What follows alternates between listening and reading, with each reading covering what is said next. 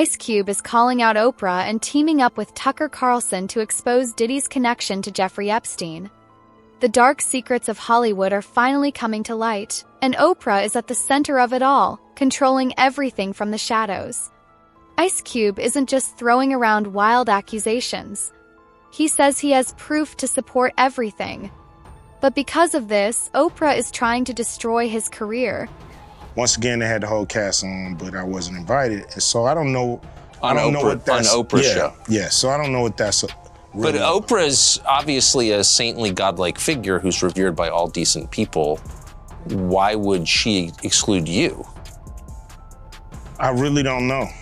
You know, that's something that I would love to find out, but I can't tell you, you know, if there's a single thing that I've done or said to her. Have you noticed that it is more controversial to criticize Oprah than to burn the American flag? Really? Seems that way. I've never heard anybody criticize Oprah. Jeffrey Epstein, P. Diddy, what do you think is going to happen with all that now? I knew a lot of people who knew Jeffrey Epstein, like a lot. I never met Jeffrey Epstein, thank God. I certainly knew a lot of people who knew him, and like a lot, like more than 10. Jeffrey Epstein was not considered like some far out sinister figure in the world that I lived in. I mean, I'm just being totally honest about this. He was like this kind of interesting guy who had, you know, had this kind of rotating salon at his house off Fifth Avenue in New York, and there was always the Israeli prime minister and former presidents and like just interesting people, you know? I did not understand what that was about at all. And so when he died, I was like, oh, poor guy killed himself in prison. And then I got a call from his brother, just randomly. And his brother said, you know, he did not commit suicide. I was really shocked by that. And I thought, maybe his brother's crazy. So this set off a multi-year journey for me that really changed my views about a lot of different things. And the bottom line is Jeffrey Epstein was murdered, and not only murdered, but he was murdered in the most secure federal lockup in Midtown Manhattan. In the country. And so what is that? What is that? Think about that. Ice Cube says the mainstream media is being used as a weapon to silence him. They call him dangerous and crazy just because he's telling the truth. He says Oprah and her close circle have strong connections with major media companies. That gives them the power to hide stories, protect predators, and blacklist anyone who dares to speak out. These powerful people are deeply involved in elite Hollywood circles. According to Ice Cube, they act like a secret society. They reward people for staying silent and punish those who speak the truth. He says if you speak out, you don't just face backlash, you're putting your life at risk. Well, but I've been shut out, you know. Some platforms will not have me on. Why? They don't like that I'm, you know, an independent thinker. I'm not part of the herd. I'm not part of the go along to get along gang, so to speak. So, you know, I'm an outsider. And so, you know, I'm not part of the club.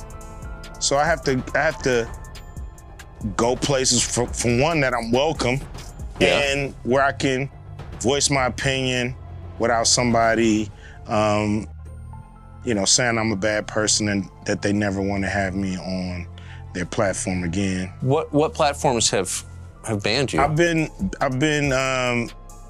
you know, I tried to go on The View. They didn't have me on The View. Why? Well, a few of the guests just really didn't like where I was coming from. So, or a few of the hosts, I mean. So that's what I was told by the producers. You know, I don't know if the producers was just copping out and using some of the hosts to not have me come on and explain myself, but... You'd be a good booking for them. I've been on there before. Yeah. You know, it's just when I've became an independent thinker, when I've, you know, I'm not, you know, I don't follow their brand of politics, I guess. But if you can't think for yourself, then you're not really free, are you? No, you're not. You're not. But I've been excluded. I've been excluded on Oprah, you know. On Oprah? On Oprah, yeah, I've been excluded. Yeah, man. I would think you'd be the person Oprah would want to promote. I mean, you grew up in South Central, you were successful at a young age, you have dignity, you say what you think. Like, I thought that was the goal. Actors, musicians, journalists, and whistleblowers. Anyone who has tried to expose what's really going on in Hollywood has been silenced, insulted, or mysteriously blacklisted. Ice Cube says he was never part of their secret club. He never followed their rules, went to their private parties, or needed them to build his career. In one TikTok video, Ice Cube spoke directly to these powerful people, saying they know who they are and what they've done. That video shocked fans online, and people started guessing who he was calling out. First, he didn't mention any names, but a few weeks later, he pointed directly at Oprah as the ringleader. Yo, what's cracking? You know what it is. It's your homeboy Ice Cube. And some of you may not have realized that I'm not part of the club. And a lot of you listening to me right here, right now, you're not part of the club either. And what I realized with the club is what makes them so mad is when you don't want to be a part of their club. That pisses them off. What club am I talking about?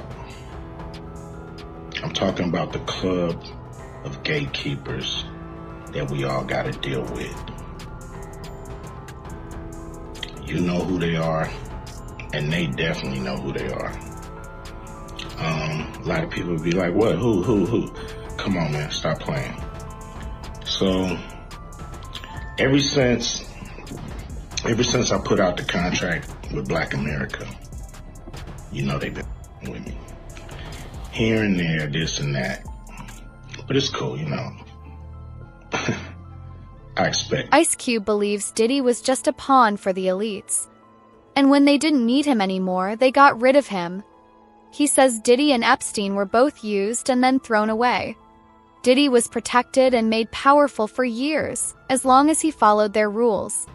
But once he tried to grow bigger than what they allowed, they turned on him. Diddy went from being the most successful black artist to being in jail in less than a year. Ice Cube says both men were used, discarded, and sacrificed to distract people from the deeper corruption that still hasn't been touched. Diddy. You're hearing Diddy everywhere, okay? Yeah. So, did you ever have any kind of run-in with Diddy? Did you ever do anything with Diddy? Any projects you worked on with him? He produced a few records, or had his producers do a few records on my War and Peace album, the Peace Disc. Yeah. How was he to work with? It was cool. You know, he, gave us great music. We flew out to New York, and I was mainly in the studio with the producer. You know, he had a stable of producers, so I was in the studio with his stable of producers, and I think we did some great music. And you know, I really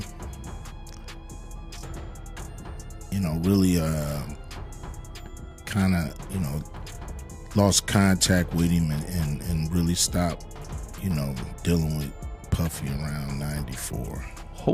Yeah. Any specific reason? Yeah, I mean, they was doing their thing, I was doing mine. And, I'm not the partying type. You know what I mean? I ain't never been to a Diddy party.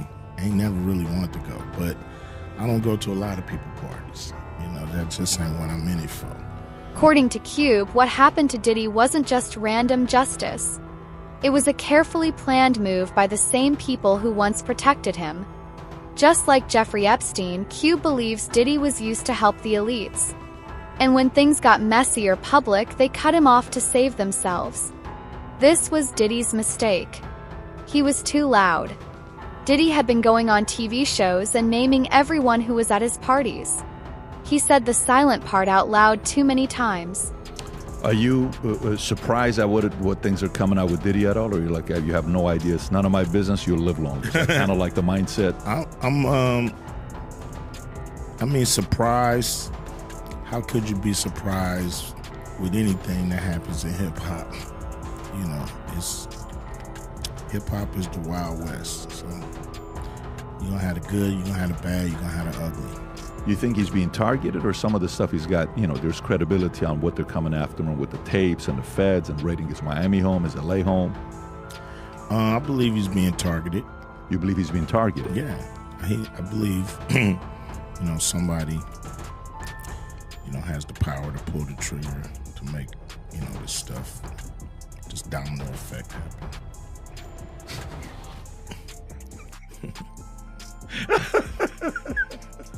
Okay, all right. So you think he's being targeted? So you don't think, Shook said you can say what you want about Diddy, but Diddy didn't learn to like young boys. He learned it from a man named Clive Davis. He threw Clive Davis in there.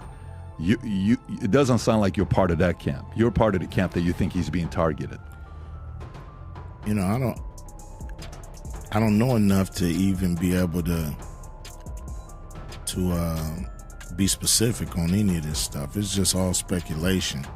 I just know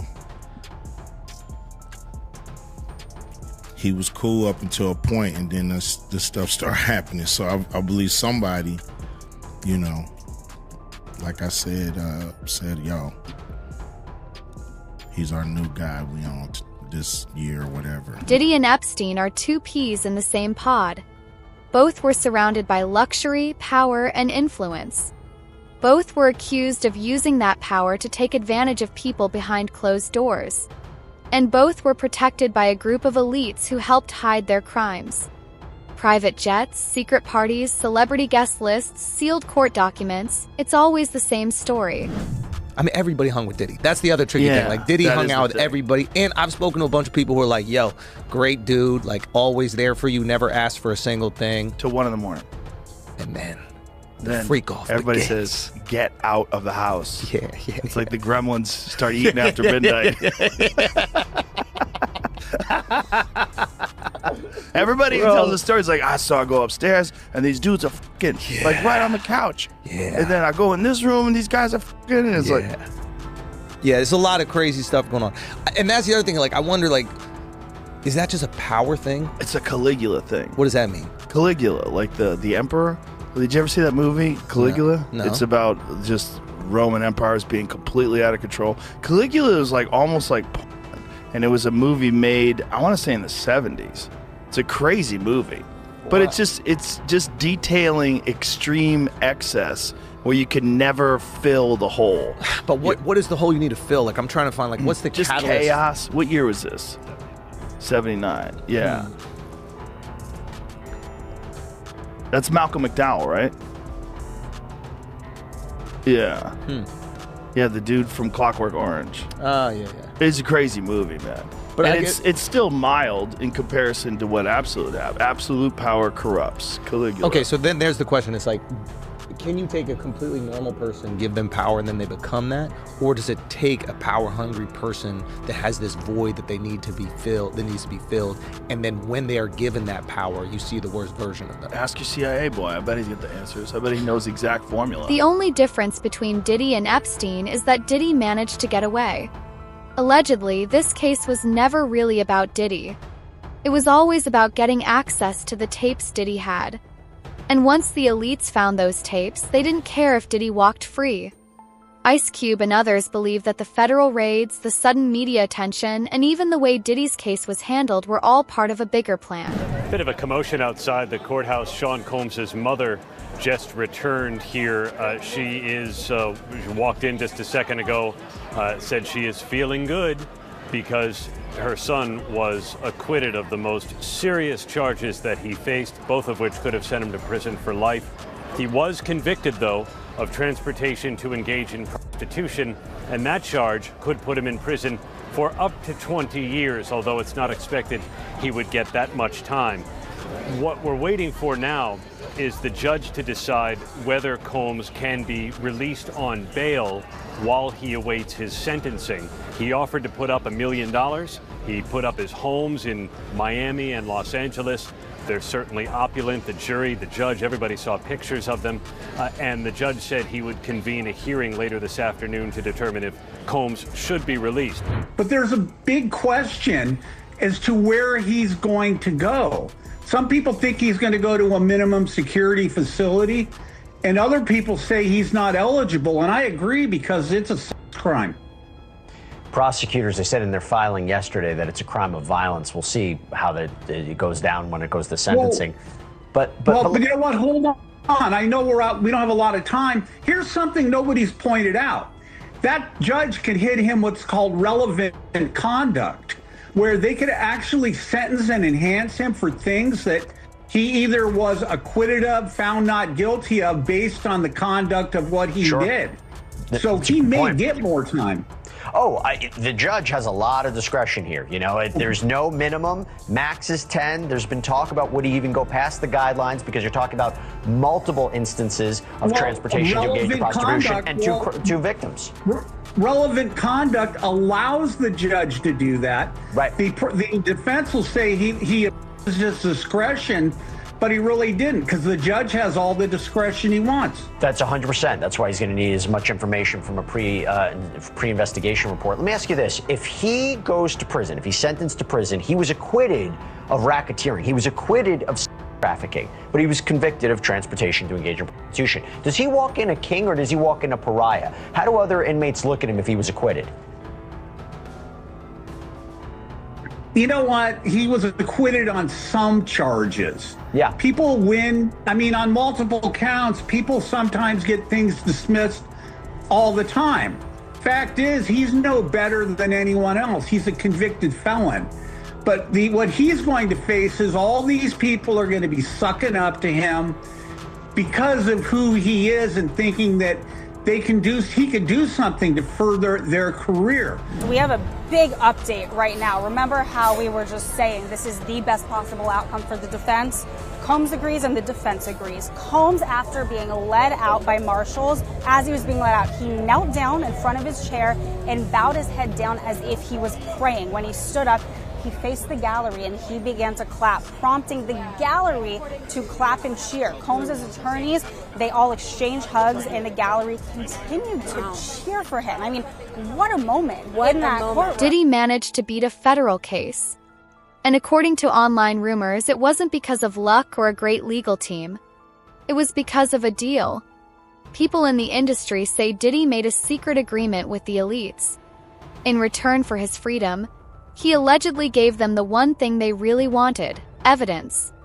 The same evidence he had been keeping as protection for years: tapes, documents, names, and connections. This is shocking. This was an enormous defeat for prosecutors. The 3 big charges, which is why they prosecuted him in the first place, the jury acquitted Diddy. They only found him guilty on what we knew all along were the easiest things to find him guilty of. That was the transportation for purposes of prostitution, the Mann Act. Which is sending a prostitute across state lines. Happens every day. We knew before the trial started he was guilty of those. They never would have filed these charges if it were just that.